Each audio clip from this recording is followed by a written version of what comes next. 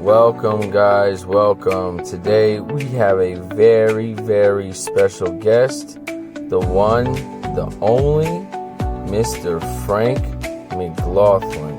It is a pleasure. Hello, sir. Hey, Kevin, I lost you. Let me go back. There we go. No worries. Can you see me okay? Yes, sir. I can see you. Can you hear me and see me okay? Yeah, it sounds good. I'm going to put my phone on airplane mode or it's going to ring and beep or do something crazy. Yep, now you're back. Okay, I'm sorry about that. Sorry about that. I was just switching over from Wi-Fi and all that, so I was just asking how you doing. How was your day? Yeah, everything is good. Everything. It's just kind of playing catch up day. Everything is excellent.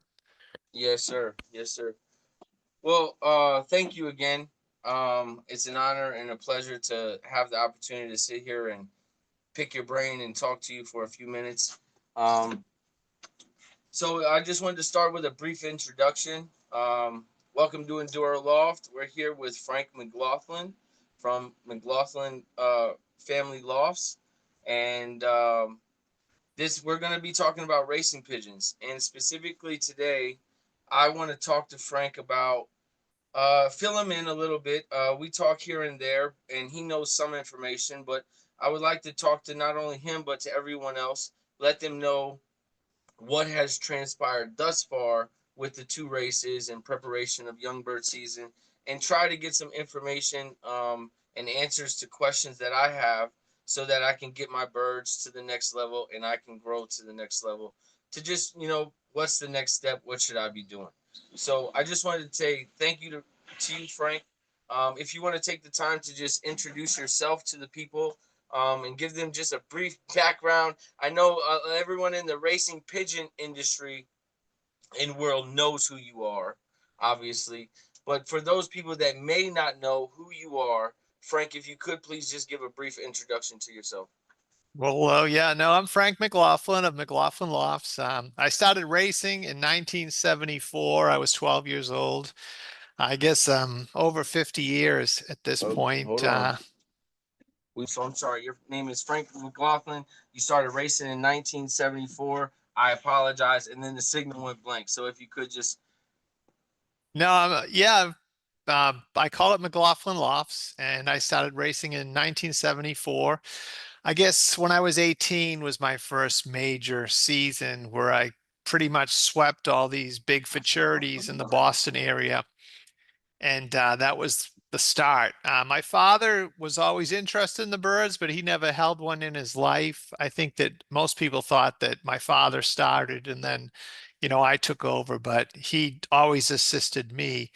So I've been really lucky. I've had a lot of success in both racing the pigeons myself. I've had a success in one lofts. And a year ago, moved to Florida. Left from Massachusetts, and we've moved to I live in Dunedin, Florida, which we love. It's outside of Tampa. So it's been great. I've had a good run and I'm really enjoying it. You might be able to hear my puppy in the background and he Yeah, might there's a train that's going to be passing by too, folks. So just when that passes, there's nothing I can do. If I'm inside or outside, you're going to hear that train. I'm that close. So no, that's I fine. apologize. Well, thank you so much, Frank. So let me just try to sum it all up as quickly as possible, just to give you some background of how everything came about. So the Young Bird team that I have is a team of, say, 14 birds. Right now, I'm only racing 8 of them. The other ones are sitting because they're finishing their ninth and 10th flight. Long story with that. And that was a mix up and mess up on my part. And they're not ready now. So I'm just waiting them to finish. But so I'm racing the other 8. Now, all the birds came from different members of the club that I'm in here in Fredericksburg at the Fredericksburg Racing Pigeon Club. So it was a process of right before race season because these are late hatches, the last of the batches. You know what I mean? Bands. It's like, here you go. You know what I mean? I'm the new guy. Here's a clock to use, and I got to piece everything together. But I just want to race. So now I got to quarantine them. I got to settle them. I got to trap train them. And then I got to train them up to what everyone says, 40 to 50 miles. So in that time, I only had from the end of June to the to August when we started to race at the end of August. So a month basically. Yeah, no, it was a short time. Short time to and deworming, the whatever, everything, going through the whole process, getting them ready. And so we did that and we got to the 50 miles and then we put on the thing at the fair here locally. So that was a whole 9 days that we didn't have um to train or really do anything because bad weather or being at the fair, only being able to go 10 miles. So the birds only went 50 miles one time. And they went 35 miles one time before that, but in a north direction, not south, the race line. So come race time, it's a 100-mile race, but we're 150 miles. My birds have been 50 miles one time. Never been in a basket overnight. Never had to break away from a flock. Nothing. And so they came back and thank God they showed up. But obviously I learned that now the stronger birds pull the other birds. So birds that know their way home, maybe my birds follow. Hold Right. on. He does this every time he goes by my house. 15 times. It's like, come on, man. So get back to the story. It's a 100-mile race. I'm 150 miles. The birds come back 913 miles. 913 yards per minute. So when I looked at the clock, I immediately knew, like, well, thank God that they're home, first of Yeah. all. But man, I know that these numbers are low. Not terribly low, because I see other people's maybe 1,200. So I know that 913 is not far from 1,200. That's 3 football fields every minute for 150 miles. It's a lot. But when you start to think about it, but what I'm saying is it's not like I'm doing 400, 500 yards per minute, you know. No, And I this mean was the also main the first time I was able to ever gauge my bird's speed because they've never walked across an antenna and I've never been able to clock them. So I've never even seen like how fast are they even flying to say, okay, I need to change something. This right. isn't right. You see Well, what I mean? yeah, I mean, a lot of it, what happens, you birds just had lack of experience. Like Exactly. people assume, they train the birds, they take them out so many miles and they, fly home. But until they get experience mixing with other pigeons, breaking from other pigeons, I mean, all that is so important. You could train them. You could have trained them on 100 miles and had them whizzing home, and then they get mixed on the truck for the first time. They're with other pigeons. They're in another flock, going to different, not directly to your house, and it's all part of the education process. So what happened that first week was pretty expected. You couldn't expect miracles, but it was good for them too because they got some experience. That was the most important part. And that's a big jump going from 50 to 150 with only a 35-mile toss in the other direction. So that was excellent. They did good, actually. Yeah, they showed up, and I knew that they would. But it just so I everybody was I'm researching and trying to figure out for the next race, which was just this last Saturday, and the birds improved. I knew that they would to 983 yards. But here's the thing also. The first race was a tailwind, and remember their first time doing a lot of these things. The second race is a headwind. So it's a headwind, and they improved by 70 yards a minute. Not a huge jump, but what I also learned on that first race, this is what I learned when I was at the basket. I was handling the birds at long story. I forgot my clock, by the way.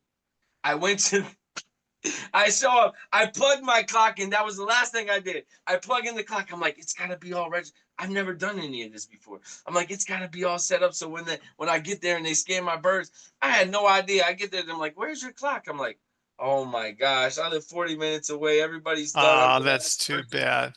So, anyways, all that got figured out and we got that done. Um, but it was just a learning experience when I handled the other birds, how they felt. I mean, they felt nothing like my birds, like what I'm trying and imagining in my head, because my goal is not short distance, 100 miles. My goal is 5, 6, 700 miles, long distance. That's what my goal is personally. I'm not worried about this 100-mile race in the club. I'm just using this as experience. So I'm preparing my pigeons to run marathons, not sprints. So I don't want big, heavy, beefy, bulky pigeons, but it's like they come back quick and my birds take forever. And they're like, your birds are underweight. And so I feed them more. They feel better. And even after the first 150, their bodies changed. It's like when I handled them when they returned from the 150-mile race, I mean, they were like beautiful. It's like that 150 miles like wore off a lot of fat and everything else, and they just got super toned.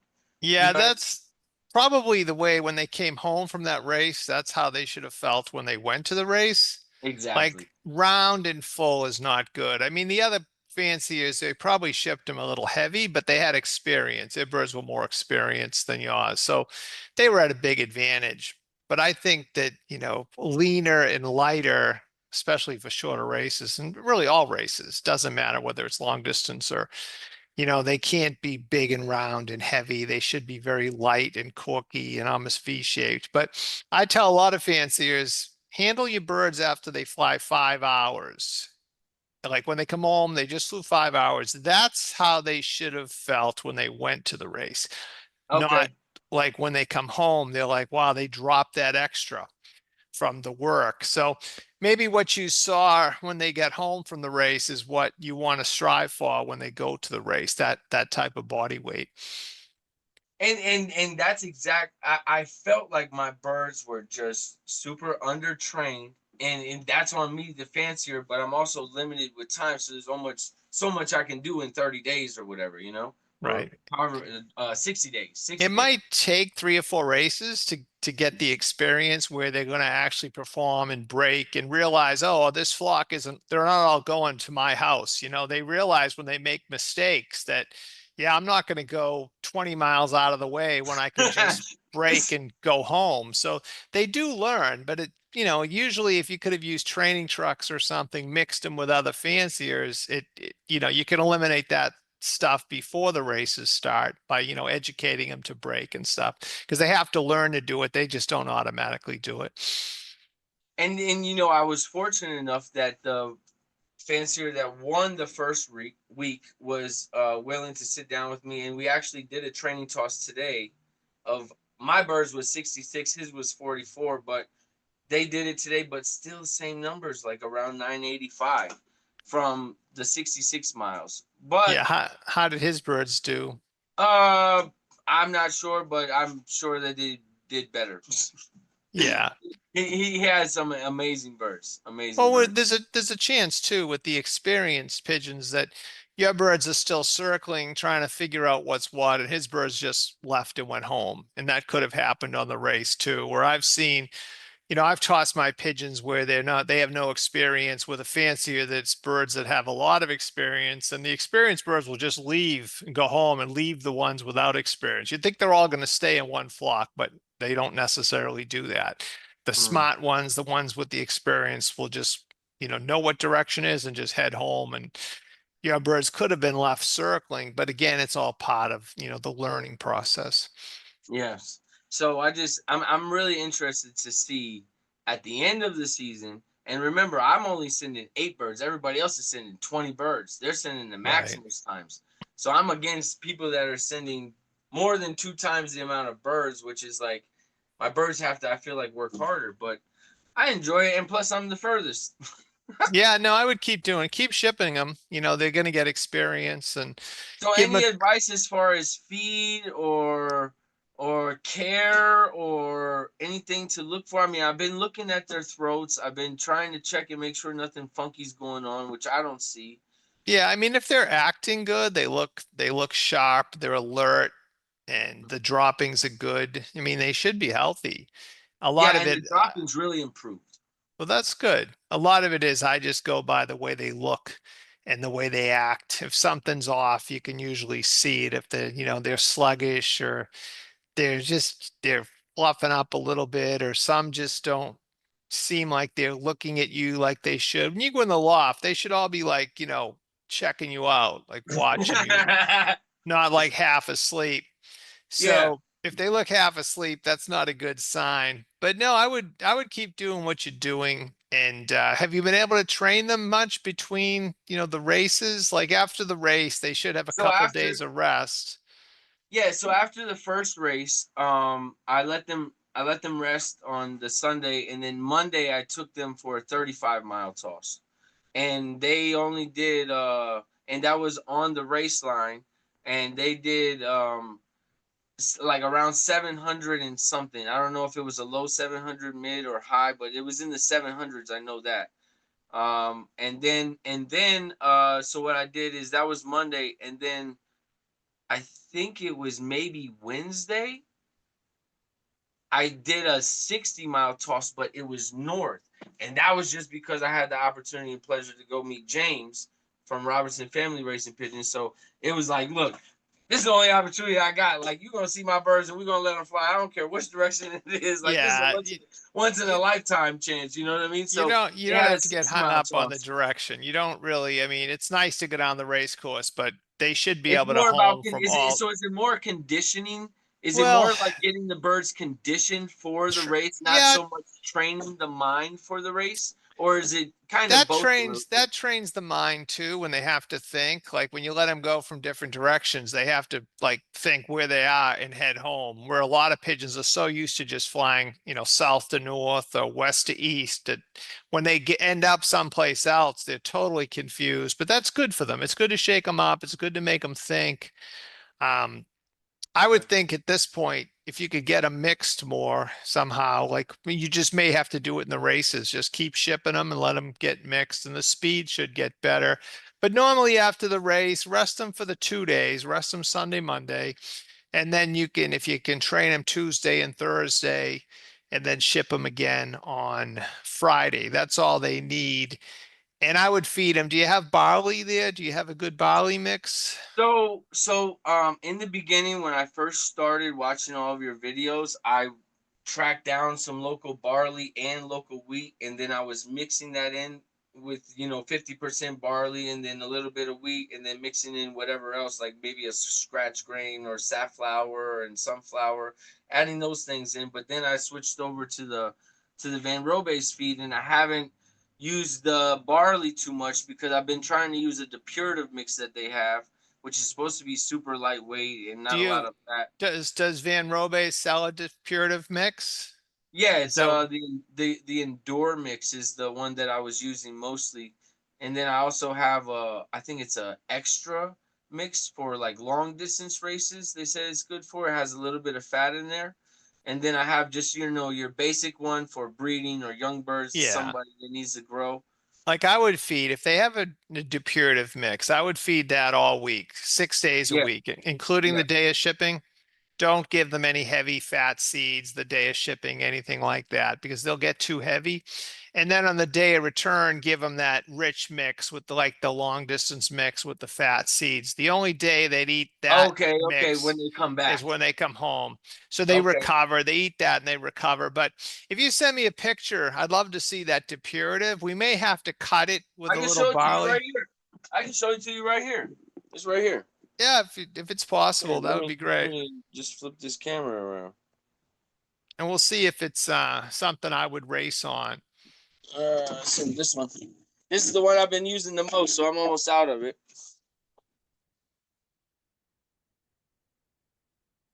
Can you get a little closer? Yeah, that's a good mix. I would actually, do you still have barley?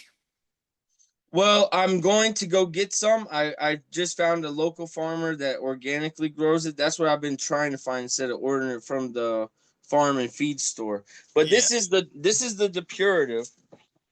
This right here is the this is what changed the game though, Frank. This is what changed the game. I'm gonna tell you that.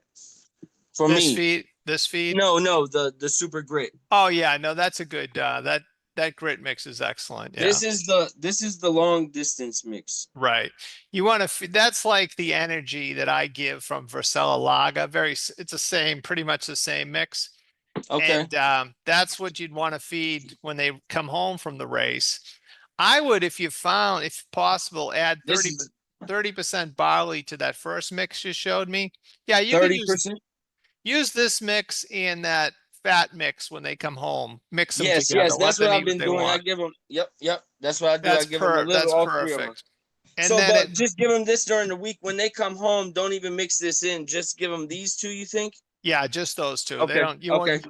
and if you can't get any barley, that mix is fine. Um, the mix you're using right there is fine. How much are you feeding them a day? I've been trying to do what everyone or what I've been hearing. I should say. I started at an ounce and a half per bird, but right now I am more like an ounce, maybe an ounce and a quarter. But then I kind of put it a little bit higher because I felt like the birds are underweight, is what I was Yeah. feeling like, you know? Yeah, they may not be. It's hard. Most of the people ship their birds too heavy to the races. How many Well, youngsters? that's what I was saying in my head when I picked up the bird. Yeah, I didn't want to say anything because I'm trying to like yeah. I don't know what the proper No, names they are. were they're sending them too heavy. You should be able to, if get a big team and you can feed them right. This year is tough. You're dealing with late breds. You got a late start, but going forward, I think you'll have some big improvements. But do you have one of those little pick pots that like the grit cup, the mineral cups, like the pick pots? Yes, that's what I'm looking for. How many youngsters do you have? Uh, Like how many are you feeding in that section? I know you're racing 8. You said you had others? well, I have everyone kind of together that I'm training, but not all of them are on the race team. But they Yeah, all are trained. but you're all But only the you're racers have feeding them. been the far. But you're Yes, feeding them all in the yes, same yes, section. yes. How many birds are in there? About 30. Oh, About 30. okay. So this is easy. Then 3 of those pick pots per day. Okay, so this is 10 birds worth. That's for 10 birds of Okay. that light mix. Give them three of those once a day. So if you train them, give it to them after they come home. It doesn't matter when, but once a day and 3 of those pick pots. In the way you're training, like you're not letting them out to fly very much. Or do you let them Well, out I to try fly? to loft fly them as much as I can. And I try to loft fly them every day. And when I'm working and go different places, I like to train them if I can. It's just all depending on whether I haven't Yeah, started doing the night training or rain training with them yet, just yeah. because I feel like they still need a little bit more time. It's not needed. At this point, I wouldn't loft fly them anymore. No? Just train them 2 or 3 times a week. The loft flying, they don't need any more work than that. If you're feeding them those 3 pick pots, feed them the 3 Okay. pick pots for 30. They rest Sunday and Monday. You can train them Tuesday and Thursday. If you wanted to take them on a short toss on Wednesday, it's not going to hurt. But if you're feeding them the 3 pick pots and they're only having like 2 to 3 flights a week between the races, their body weight will be perfect. You'll go into the race with just like next week. What day? Yeah, it's late in the week now, but you know, you could feed them the 3 pick pots the next couple days, even on the day of shipping. That's all they get is the 3 pick pots. And then the rich feed on Saturday. And then next week, rest Sunday, Monday, train maybe 35 miles on Tuesday, 45 miles on Thursday. That's all they need. And then ship them back on Friday. And the only day they would eat those rich seeds would be the day of return, but the body weight will be super. And I think you'll be able to fly away from those guys. So Again, should I stick with just the race line or should I venture over? Because like it the way it is like coming up the East Coast. So it's like to the east is the ocean and to the west is like, all those other states. So it's like, should I go over a little bit? Because I can't really go over too much to the ocean well, side. I can go a little bit. at this point, if you can train the race course because you Okay, need yeah, the the race course is super easy. then train the race course. And if you're going like, you happen to be heading in a different direction, take them. Don't worry. As long they'll get a workout that shakes them up. It's good for them. But Okay. most of the time now that the races have started, just you could train the race course unless, you had to go visit somebody or you were doing work in another place. But yeah, I would keep them on the race course at this point. Okay, thank you so much. One other question I've had in the back of my head to ask you is about respiratory. How can I tell or see or notice, uh, like if there is a respiratory problem besides looking down the throat, looking for mucus or looking for the white spots or something like that? What else can I see or notice? Maybe if I let them loft fly, is there anything I can see, or in the loft, Do anything I can will see? they when you let them out to loft fly, will they fly? Do they like to fly or So like when it all depends because I keep them kind of hungry a little bit. So it's like I yeah. kick them out and then they want to come back in, but it's See, like, hey, get out and that's fly. So why I got Mike on Tyson and all. Yeah, yeah, get out of here. on the three pick pots, they're not gonna loft fly. You're Yeah, gonna yeah, have to yeah. just train That's them. I've been keeping them and that's what I that's another thing I picked up on is I noticed they weren't loft flying, so I said, you know what? You're gonna fly.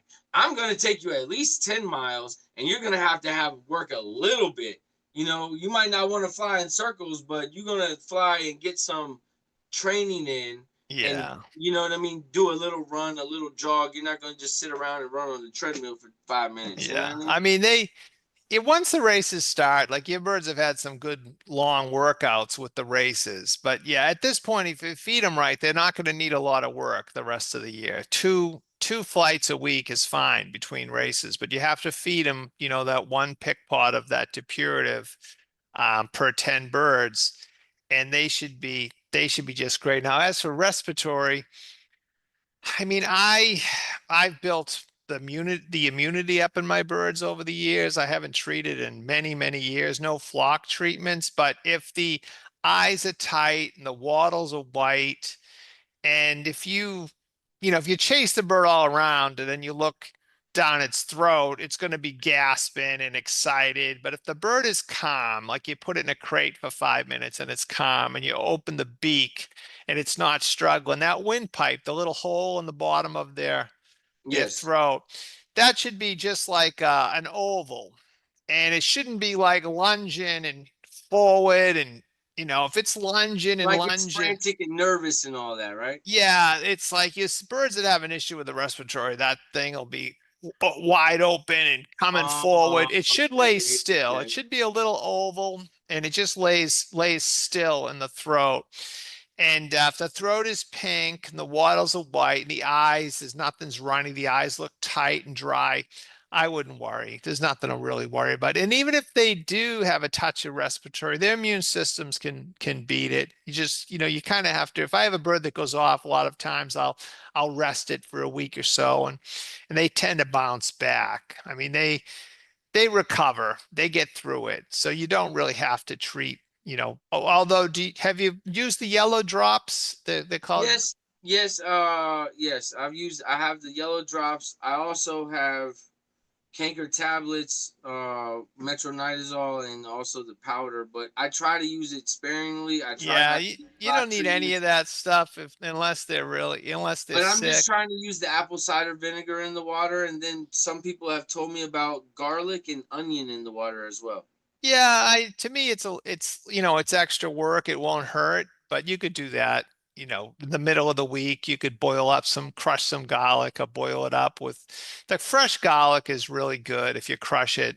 And like one of those little cloves, you got the big bulb, you break off a little clove, you crush that and put it in a gallon, that's plenty Hmm. strong enough. But if you do the apple cider vinegar Sunday and Monday, 1.5 ounces to the gallon, that's really good. And then, if possible, because you don't have the immune systems built up yet, give them the yellow drops on Thursday.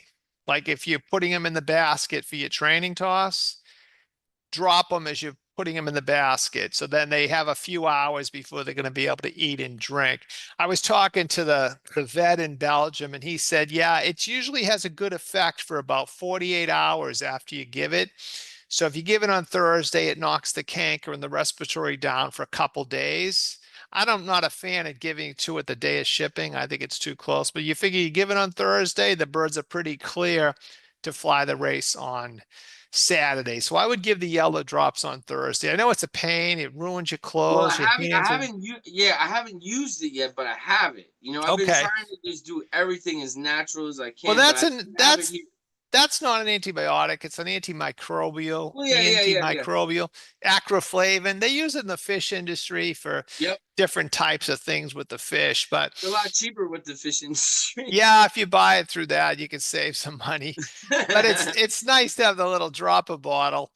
But you could Yes. always buy it and refill it. But the stuff I use is 5%. It's 5% acroflavin, and I do a drop, and that will knock down the canker and the respiratory. So if possible this week, what day? Tomorrow even, you could yellow drop the birds. Tomorrow's Thursday. So you're going to ship Friday for Saturday? Yes, sir. Yeah, so if possible tomorrow, get the oldest, nastiest clothes you own and Yeah, I learned give my them lesson with all that stuff. It's nasty, isn't it? give them all one drop because your fingernails will be yellow, your hands will be yellow.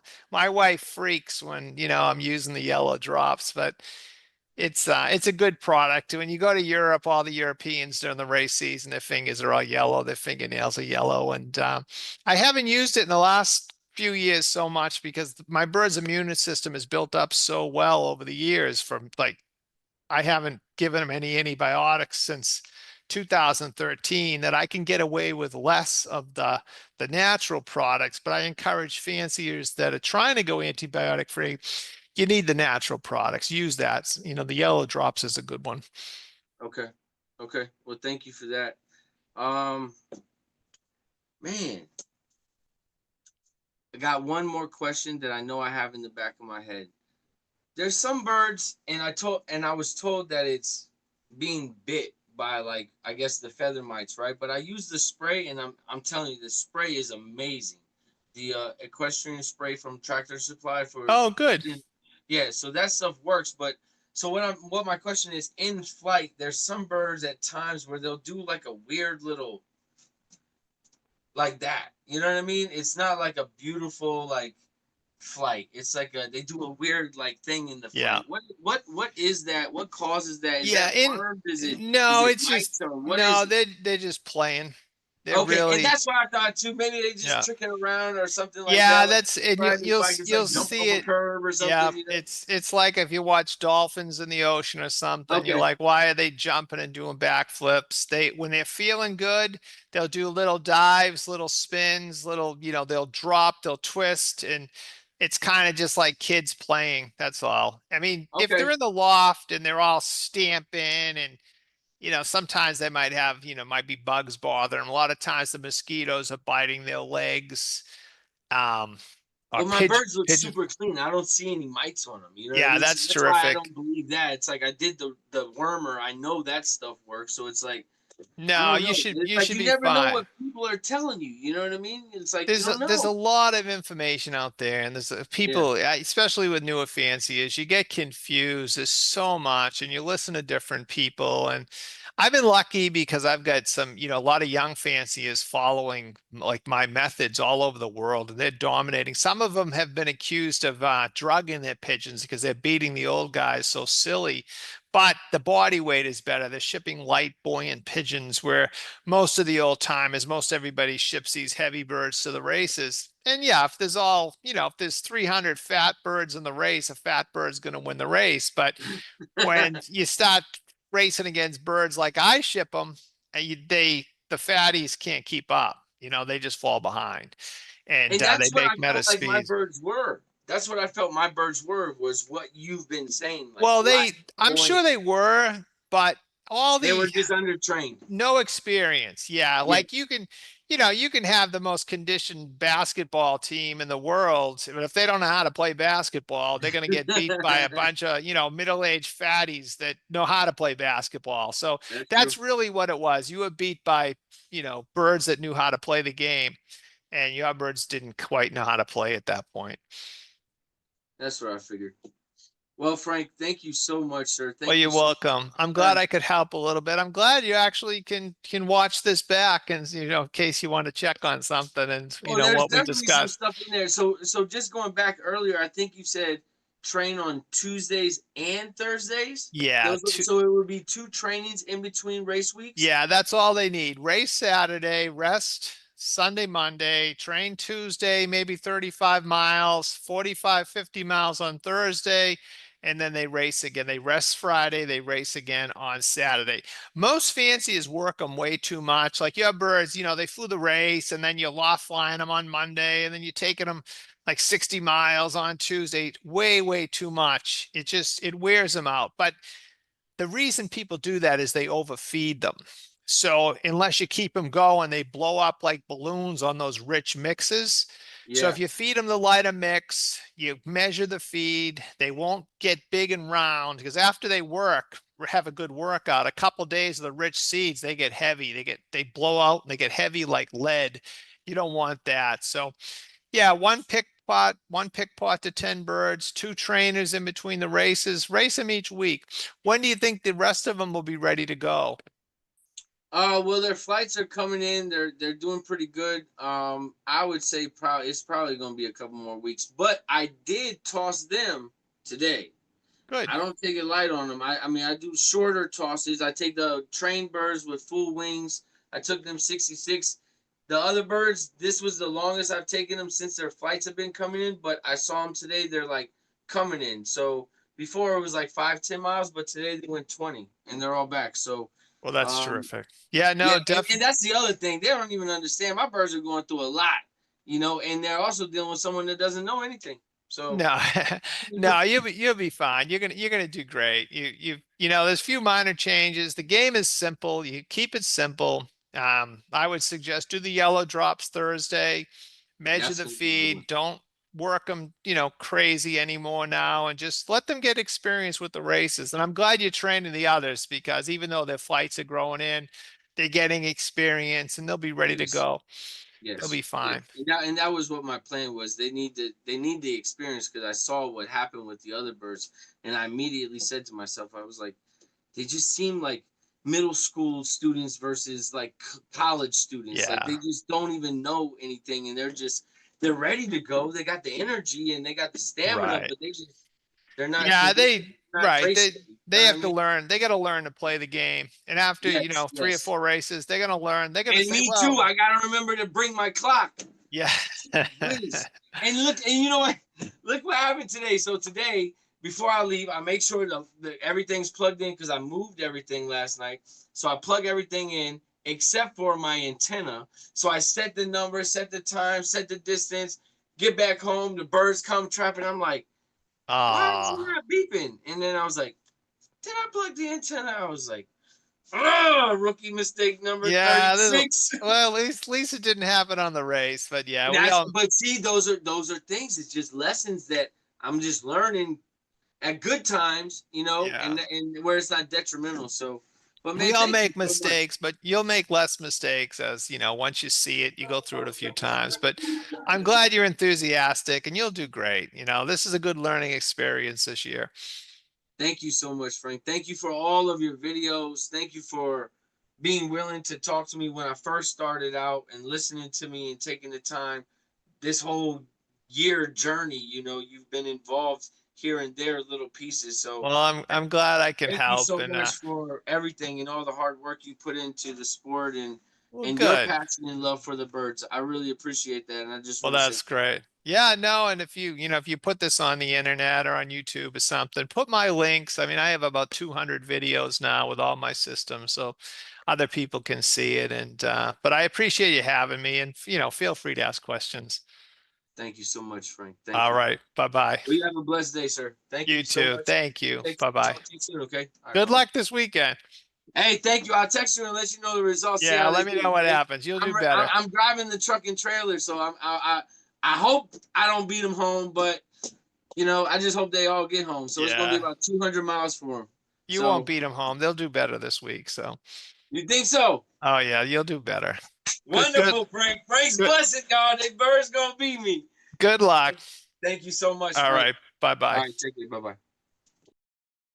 Now go subscribe at Enduro Racing Pigeons on YouTube.